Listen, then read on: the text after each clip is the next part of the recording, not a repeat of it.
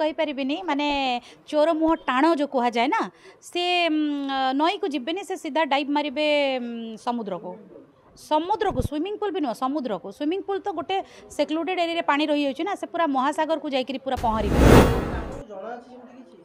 भाई playback singer play माने तो खेल बैक माने पछ से प्लेबैक खेल पछ से खेल पछ सिंगर बस बस से खेल कर पछरे खेल करवा सिंगर अच्छा ता माने माने गोटे गीत पछरे से 85,000 टंका खर्च करिसंती हाँ ताले 85,000 इंटू 2 अधिक कहबिनी 85,000 इंटू 2 मते दे दियंतु प्रकृत मुझे 8-10 दिन से गीत बाजी बाजी हाइलाइट है मुझे जानी मुझे 2:30 भगवान माने पाप पातल फुटिक बाहर 2:30 मुझे जानी मुझे माने आउ संभाली पाइलिनी मो निजक से लोक जब हाबुड़ पड़ो मो मुंडू कौन पित्त उठब हिसाब ना माने से लोक माने मो जीवन क्या हाथ उठेनी से मो कुदी दे इच्छा हो स्वामी स्त्री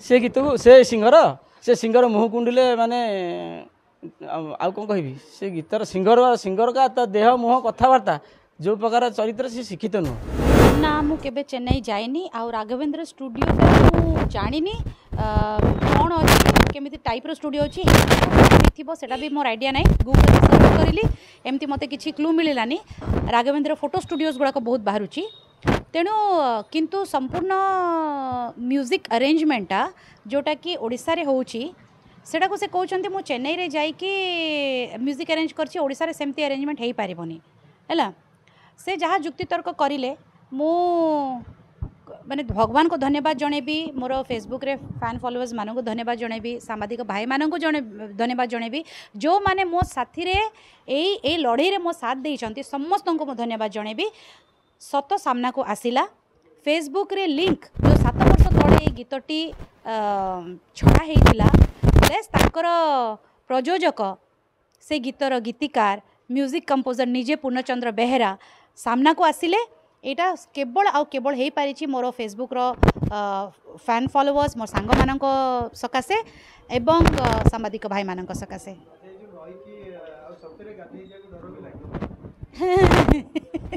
सेटा मु कहि परिबिनी माने चोर मुह टाण जो कह जाए ना से नई को जीवेनि से सीधा डाइव मारे समुद्र को स्विमिंग पूल भी नुह समुद्र को स्विमिंग पूल तो गोटे सेक्लूडेड एरिया पानी रही होची ना से पूरा महासागर को जाइकरी पूरा पहरी से हाँ हाँ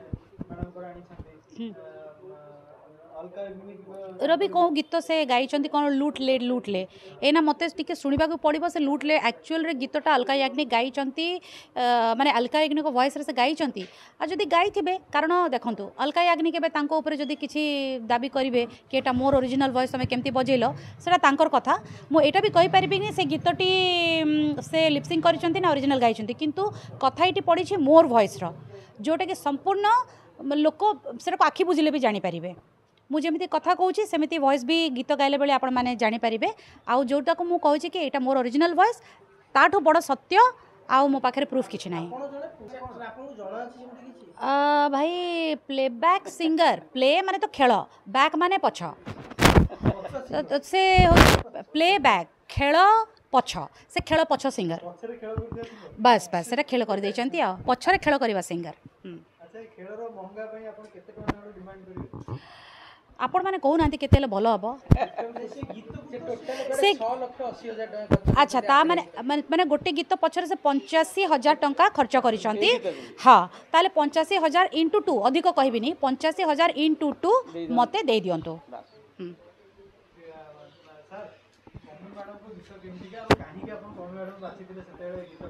तांकर मो वॉइस रे एमती बढ़िया क्वालिटी अच्छी माने माने क्लारिटी एमती माने आउटपुट है कि पूरा फाइन है कि बाहर माने आउट मिक्सचर एडिटिविटी लागियार नहीं से वॉइसटा एत क्वालिटी से संतोषी माँ गोटे गीत थिला से गीत मुझे शुणुली एत क्लारिटी से वॉइसटा बाछी अच्छा से पुणी बड़ कथा होते रेकर्डिंग है लिरिक्स देखला पर से लिरिक्स निजे कहले जे भाई आउ जे नईकी जी गाधी बाड़िया नहीं ठीक अच्छी ମୁଁ କହିଲି ବୟସଟା ତାର ମାନେ ବୟସଟା ଯୌବନରେ ପଦାର୍ପଣ କଲାଣି। ସେ ଝିଅ ବର୍ତ୍ତମାନ ଉନ୍ମାଦ ଅବସ୍ଥାରେ ଅଛି।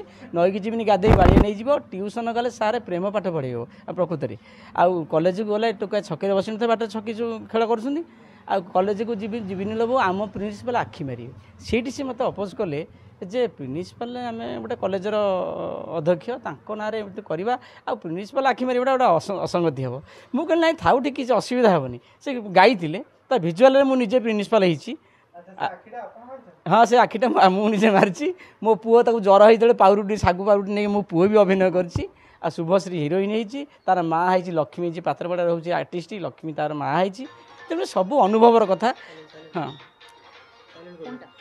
ତେଣୁ ତେଣୁ ଏଥିରେ କିଛି ଅସୁବିଧା ନାହିଁ।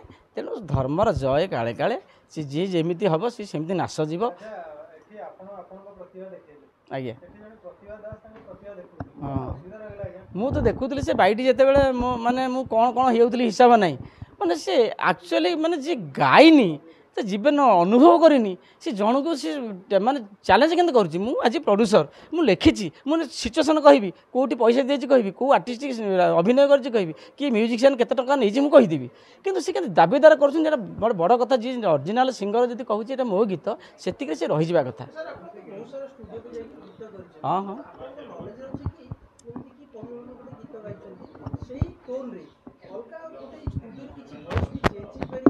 ସେ କଥା ହେଇପାରିବନି। କାରଣ ସେମାନେ କ'ଣ ହେଇଛି, ସେମାନେ ଡାଇରେକ୍ଟ ଅଡ଼ିଓ ବଜେଇଛନ୍ତି, ଡାଉନଲୋଡ଼ କରିଛନ୍ତି MP3ରୁ, ଆମର ୟୁଟ୍ୟୁବରୁ ଡାଉନଲୋଡ଼ କରି ଡାଇରେକ୍ଟ MP3 ବଜେଇଛନ୍ତି। ଏ ପାଟି କରି ଯେମିତି ଷ୍ଟୁଡ଼ିଓ ଭର୍ସନ୍ ହୁଏ, ସେ ସେମିତି କରିକି ଭିଜୁଆଲ୍ କରିଛନ୍ତି।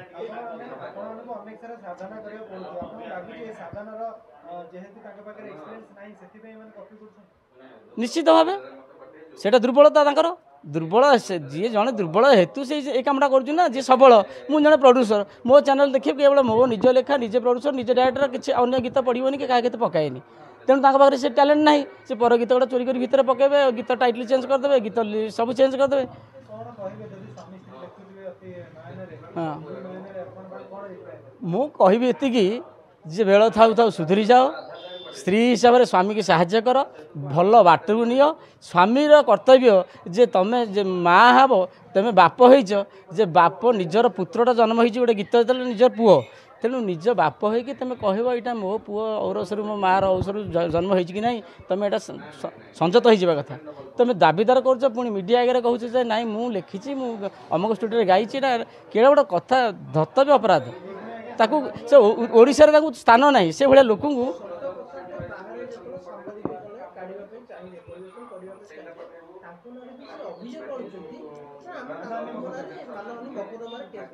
ସିଏ ଭାବିଲେ ଯେ ଏଇ ଯେଉଁ ଏଇ ଗୀତର ତ ଭିଉସ୍ ବେଶୀ ନାହାନ୍ତି, ବହୁତ ଦିନ ହେଇଥିଲା, ଆକୁ କିଏ ଫଲୋଅପ୍ କରିବ, କିଏ ପମିବ, ଯଦି ଗାଇ ଦେଇଛି ମୁଁ ତାକୁ ଗେନ୍ଧାରାନ୍ଧି କରିକି ଦାବିଦେବି।